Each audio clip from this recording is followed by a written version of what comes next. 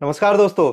तो आज बात करेंगे दिल्ली पुलिस सब इंस्पेक्टर और सीएपीएफ सब इंस्पेक्टर पोस्ट की, जो कि एसएससी ने फॉर्म निकाले हैं सीपीओ के, जिसकी लास्ट डेट है 16 जुलाई। आज मैं आपको इसके बारे में सब चीजें बताऊंगा, एजुकेशनल क्वालिफिकेशन से लेके फिजिकल तक, एग्जाम पैटर्न से लेके और आपके एज क्राइटेरिया तक सब कुछ आपको बताऊंगा कि पेपर में कैसे पढ़ना है, कौन कौन से सब्जेक्ट हैं, सब कुछ बताऊंगा। तो आप वीडियो को पूरी जरूर देखना दोस्तों, और कोई क्वेरी हो तो आप वो मुझसे डायरेक्टली पूछ सकते हैं। चलिए स्टार्ट करते हैं। देखिए, सबसे पहले मैं आपको बता दूं, जो सीएपीएफ है, सेंट्रल आर्म पुलिस फोर्सेज, इसमें 7 कैटेगरीज होती हैं, जैसे कि BSF, CISF, SSB, CRPF, ITBP. इनमें वैकेंसीज अभी निकली हैं। तो मैं आपको बता देता हूं कि वैकेंसी की बाइफरकेशन क्या क्या है, कितनी वैकेंसी कौन सी डिपार्टमेंट में निकली है। तो दिल्ली पुलिस में मेल की वैकेंसी निकली है 91 और फीमेल की है 78। तो देखो यार, पोस्ट थोड़ी सी कम है लेकिन अपॉर्चुनिटीज ज्यादा हैं, क्योंकि जब आप फॉर्म फिल करोगे एसएससी का तो वो आपसे प्रेफरेंस मांगेगा। तो आप प्रेफरेंस जिसको ज्यादा दोगे वो ही, उसकी कट ऑफ थोड़ी हाई जानी ही जानी है। तो स्टार्ट करते हैं फिर दूसरी सीआरपीएफ से। सीआरपीएफ में 1040 वैकेंसी मेल के लिए हैं और फीमेल के लिए हैं 32 वैकेंसी। ऐसे ही बीएसएफ में है, मेल के लिए है 232 वैकेंसी और फीमेल के लिए है 12 वैकेंसी। आईटीबीपी में 36 वैकेंसी फॉर मेल और फीमेल के लिए 7 वैकेंसी। सीआईएसएफ में 18 वैकेंसी फॉर मेल और फीमेल के लिए 2 वैकेंसी। ऐसे ही एसएसबी में 16 वैकेंसी मेल के लिए और नील वैकेंसी फीमेल के लिए। तो टोटल बनती है दोस्तों मेल के लिए 1433 और फीमेल के लिए बनती है 131। दोस्तों, क्या आपको पता है कि इसमें क्या काम होता है? बीएसएफ में, सीआरपीएफ में, आईटीबीपी में कहां कहां पोस्टिंग करते हैं? तो मैं आपको इस वीडियो में वो भी बताऊंगा, लेकिन इससे पहले मैं आपको ये बता देता हूं, जो दिल्ली पुलिस है, दिल्ली पुलिस का जो क्राइटेरिया है, इसमें कहां कहां पोस्टिंग हो सकती है। तो मैं आपको बताता हूं, दिल्ली में 13 पुलिस डिस्ट्रिक्ट्स है, कहीं भी आपको डिप्लॉय कर सकते हैं। 62 सब डिविजन है, 184 पुलिस स्टेशन है और 5 स्पेशलाइज क्राइम्स यूनिट है। तो दोस्तों, इसमें आपको ग्राउंड ड्यूटी पे, एग्जीक्यूटिव पोस्ट पे कहीं भी पोस्ट कर सकते हैं। तो काफी अच्छी अपॉर्चुनिटी होती है, लेकिन आप दिल्ली पुलिस में सिर्फ और सिर्फ दिल्ली में ही रहते हैं। ऐसा नहीं है कि आपको कहीं और पोस्ट कर देते हैं, क्योंकि दिल्ली पुलिस दिल्ली के लिए ही बनी है। चलिए बात करते हैं वर्क की, कि इनमें जो और जो डिपार्टमेंट्स है, जैसे बीएसएफ, सीआईएसएफ, सिक्योरिटी फोर्सेस हैं, इनमें क्या कहां पे जॉब की रिक्वायरमेंट होती है। देखिए दोस्तों, जो बीआरओ है, बीआरओ से स्टार्ट करते हैं। ये जो प्रोटेक्ट करती है हमारे इंडो पाक एंड इंडो बांग्लादेश बॉर्डर को। तो आपकी डिप्लॉयमेंट ज्यादातर यहां हो सकती है, लेकिन जरूरी नहीं है यहां ही हो, क्योंकि इनके जो हेडक्वार्टर्स होते हैं, बहुत सी स्टेट में इनके यूनिट्स होती हैं, तो वहां भी आपकी पोस्टिंग हो सकती है। CRPF controlling rights and nationalist.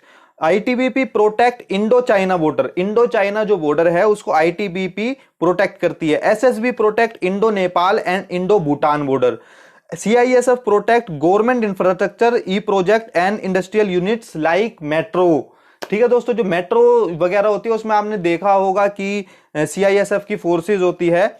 ऐसे ही दोस्तों, आपको मैं बता दूं, इनका जो पे स्केल होता है, सैलरी क्या होती है दोस्तों, इनकी जो सैलरी होती है वो लेवल 6 के हिसाब से होती है, 7th पे कमीशन के। आपने देखा होगा पे मैट्रिक्स होती है इनकी, तो उसमें 6th लेवल पे इनको मिलती है 35,400 से 1,12,400। यानी कि जो आपका ग्रेड पे है, जैसे कि पहले ग्रेड पे चलता था, वो है 4200 का ग्रेड पे। तो काफी अच्छी सैलरी बन जाती है, 60 अप्रोक्स बन जाती है, 60,000 अप्रोक्स। और अब मैं बात करता हूं इसमें एजुकेशनल क्वालिफिकेशन की, कि आपकी क्या योग्यता होनी चाहिए।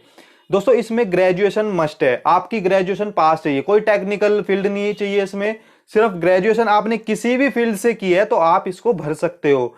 लेकिन इसमें एक वो है कि जब अगर आप दिल्ली पुलिस के लिए स्पेशली भरना चाहते हो और आप मेल कैंडिडेट हो, तो देखो दोस्तों ध्यान से सुनना, अगर आप मेल कैंडिडेट हो और दिल्ली पुलिस के लिए भरना चाहते हो तो आपको ड्राइविंग लाइसेंस कंपलसरी है।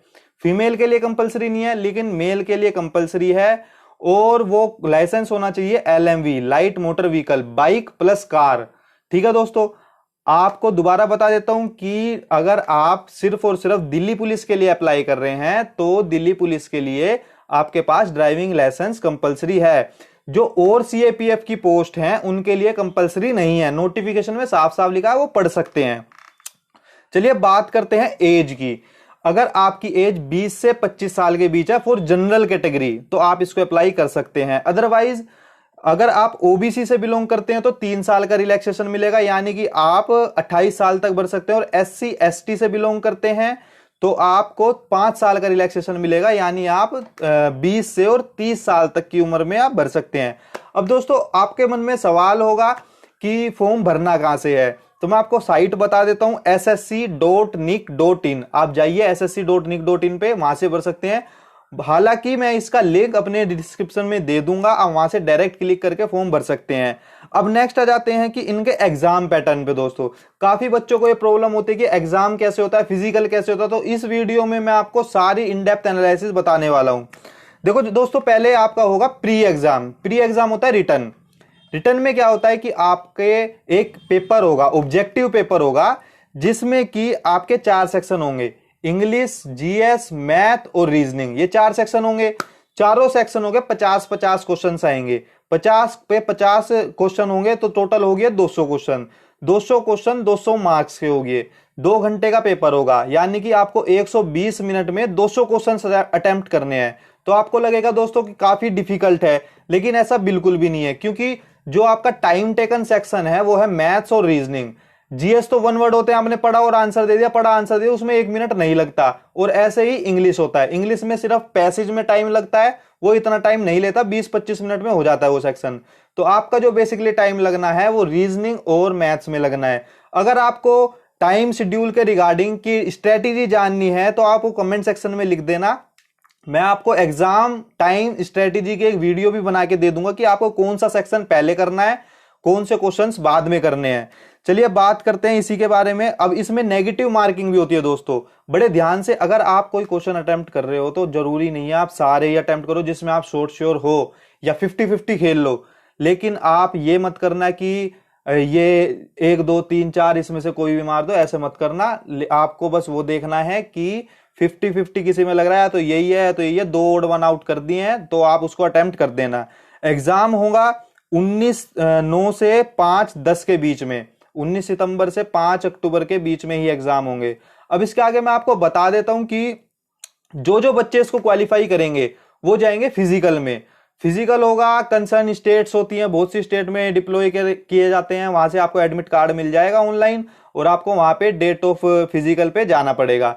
फिजिकल में आपकी मेन होती है देखो रनिंग, शॉर्ट रनिंग भी होएगी, लॉन्ग रनिंग भी होएगी, 1600 मीटर की रन भी होती है और 100 मीटर की रन भी होती है। तो मैं आपको ये सजेस्ट करूंगा कि जो लॉन्ग जंप, हाई जंप भी होती है, शॉर्ट पुट भी होता है इसमें, लेकिन जो मेन रनिंग है 1600 मीटर की, मैं आपको उसके बारे में बता दूं कि वो होनी है 6.5 मिनट में। आप अभी से अपनी तैयारी स्टार्ट कर दीजिए, रनिंग करनी स्टार्ट कर दीजिए, ताकि आपको बाद में प्रॉब्लम फेस ना करनी पड़े। थोड़ी थोड़ी रनिंग स्टार्ट करिए, 1 किलोमीटर, 2 किलोमीटर, 5 किलोमीटर तक रनिंग करिए अगर आप कर सकते हो तो। फिर उसके बारे में बाद में बात करेंगे। अगर फिजिकल के रिगार्डिंग भी आपको कोई क्वेरी है तो मैं उसकी वीडियो बना दूंगा, आप कमेंट सेक्शन में लिख देना।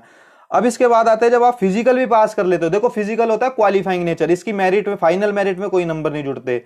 इसके बाद आएगा पेपर 2, वो सिर्फ और सिर्फ होगा इंग्लिश का, जिसमें कि 200 क्वेश्चन होंगे और 200 ही मार्क्स होगा। ये होगा पेपर जो आपकी मेरिट डिसाइड करेगा, क्योंकि इसमें बच्चे काफी यहां तक पहुंच नहीं पाते और पहले ही फेल हो जाते हैं। तो मैं आपको यही सजेशन दूंगा, जो प्री के मार्क्स हैं और जो मेंस के मार्क्स हैं, इन दोनों की कंबाइंड एक मेरिट बनेगी, फिर आपका सिलेक्शन मिलेगा। जो आपने प्रेफरेंस अपने फॉर्म में दी थी उसके हिसाब से आपको पोस्ट अलॉट की जाएगी। तो दोस्तों ये सारा पैटर्न था दिल्ली पुलिस और सीएपीएफ सब इंस्पेक्टर की पोस्ट का। अगर फिर भी आपकी कोई क्वेरी है, कोई क्वेश्चन है, तो आप मुझे डायरेक्टली मैसेज कर सकते हैं और इंस्टाग्राम पे GK_GK एडुटेक से मुझसे जुड़ सकते हैं। All the very best, thank you.